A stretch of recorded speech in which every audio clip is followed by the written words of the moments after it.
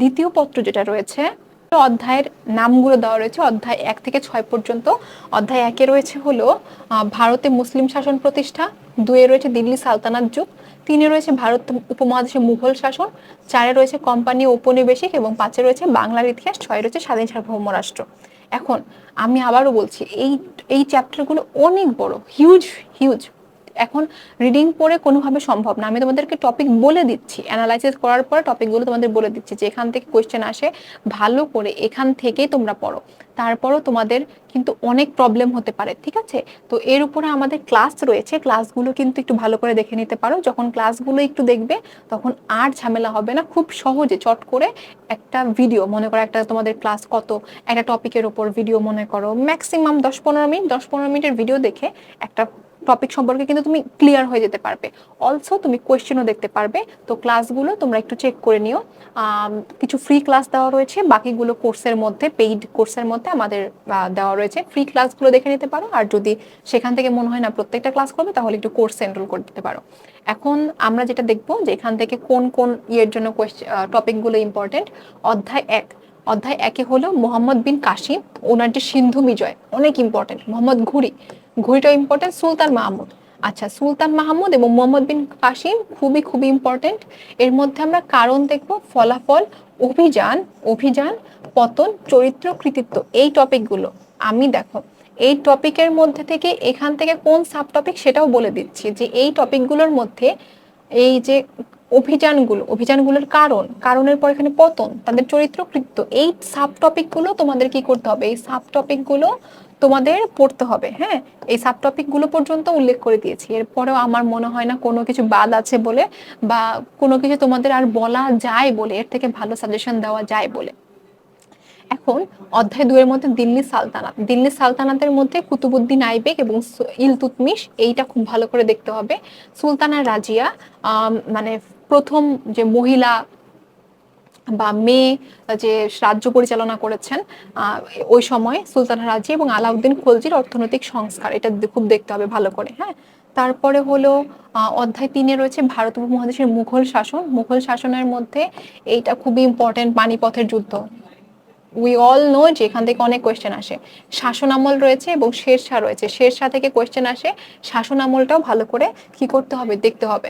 এবং 4 অধ্যায় রয়েছে বাংলায় কোম্পানি এবং ঔপনিবেশিক শাসন। এখান থেকে ইস্ট ইন্ডিয়া কোম্পানি, লর্ড ক্লাইভের দ্বৈত শাসন ব্যবস্থা, ফরায়েজি আন্দোলন, তিতুমির বিদ্রোহ, সিপাহী বিদ্রোহ, বঙ্গভঙ্গ, খিলাফত এবং অসহযোগ আন্দোলন, এটা। আর লাহোর এবং দ্বিজাতি তত্ত্বটা এখান থেকে খুব ভালো। অসহযোগ আন্দোলনটা এখানে খুব ইম্পর্টেন্ট টপিক, এখান থেকে কোয়েশ্চেন আসে। তারপর হলো বাংলার ইতিহাসের মধ্যে মানে এই জিনিস থেকে আসলে এখান থেকে 5 এবং 6 থেকে কোয়েশ্চেন খুবই কম আসবে, আসবে না বললেই চলে। যেমন ভাষা আন্দোলন থেকে তোমার কোয়েশ্চেন আসতে পারে, হ্যাঁ, যুক্ত ফ্রন্ট নির্বাচন থেকে আসতে পারে, 6 দফা নিয়ে কোনো কোয়েশ্চেন আসবে না, আগরতলা মামলা নিয়ে আসবে না, 69-এর গণ অভ্যুত্থান থেকে কোয়েশ্চেন আসতে পারে। কেন আসবে না, উই অল নো, আমরা সবাই জানি কেন আসবে না। তারপরে হলো আমাদের 6 অধ্যায় হলো স্বাধীন এবং সার্বভৌম রাষ্ট্রের অভ্যুদয়, এখান থেকে 70-এর নির্বাচন, আসবে না, এখানে এইগুলা বাদ। হ্যাঁ, এগুলা থেকে আসবে না। এখন তোমরা যদি বলো যে কোনটা আমাদের পড়তে হবে, তাহলে আমি বলবো যে এখানে অধ্যায় 1, অধ্যায় 2, অধ্যায় 3। হ্যাঁ, যেহেতু লাস্টের 2টা অধ্যায় থেকে টেকনিক্যাল কারণেই আসবে না কোয়েশ্চেন, তো অধ্যায় 4 পর্যন্ত খুব ভালো করে পড়ে যাবে। এর মধ্যে প্রথম 3টা অধ্যায় খুবই খুবই খুবই ভালো করে পড়তে হবে, কারণ এখান থেকে কোয়েশ্চেন আসে। আর যে কথাটা আগেও বলেছিলাম, এখনো বলছি, যে তোমাদের যদি একদম গুছানো প্রিপারেশন নিতে খুব প্রবলেম হয়, স্পেশালি ইসলামের ইতিহাস এবং সংস্কৃতিতে, সোশিওলজিতে, অর্থনীতিতে, যার যার যে গ্রুপ সাবজেক্ট রয়েছে, এগুলোতে যদি অনেক প্রবলেম হয় এবং টপিক গুছাতেই পারছো না, আমি বলছি না যে যারা টপিক গুছাতে পারছো বা যারা খুব ভালো প্রিপারেশন নিতে পারছো তাদের জন্য best of luck, wish you a very good lakh.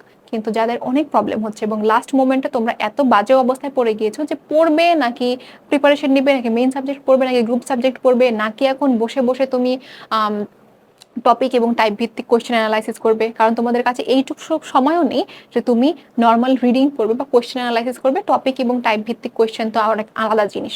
তো এরকম যদি হয় তাহলে আমি বলবো যে আমাদের কোর্স রয়েছে, কোর্সের মধ্যে টপিক এবং টাইপ ভিত্তিক জিনিসগুলো বা তোমাদের সব জিনিসগুলো আলাদা করে দেওয়া রয়েছে, কোন টপিক থেকে কতবার কোয়েশ্চেন এসে যে কিভাবে কোয়েশ্চেন আসে সব কিছু আলাদা করে দেওয়া রয়েছে। প্রত্যেকটা অধ্যায় শেষে এমসিকিউ সিকিউ সলভ করে দেওয়া রয়েছে, এছাড়া পিডিএফ দেওয়া রয়েছে। তো সবকিছু একদম গোছানো, একদম এ টু জেড গোছানো একটা প্রিপারেশন তোমরা নিতে পারবে। তো তোমরা যারা এখনো তোমাদের পড়াশোনা শেষ হয়নি, সিলেবাস শেষ হয়নি, বুঝতে পারছো না কি করবে, রিডিং পড়বে ভাবছো বা রিডিং পড়বে কিভাবে কিভাবে শুরু করবে, তারপর হলো অনেকে এখনো কোয়েশ্চেন সলভ করার টাইম পাচ্ছ না, তোমরা তোমাদের বলবো যে আমাদের লিঙ্কে কিন্তু কোর্সের ডিটেলস দেওয়া থাকবে, ডেমো ক্লাস করতে পারো ওখান থেকে। ডেমো ক্লাসে দেখে তোমার যদি ভালো লাগে অবশ্যই তোমরা কোর্সে এনরোল করে ফেলো।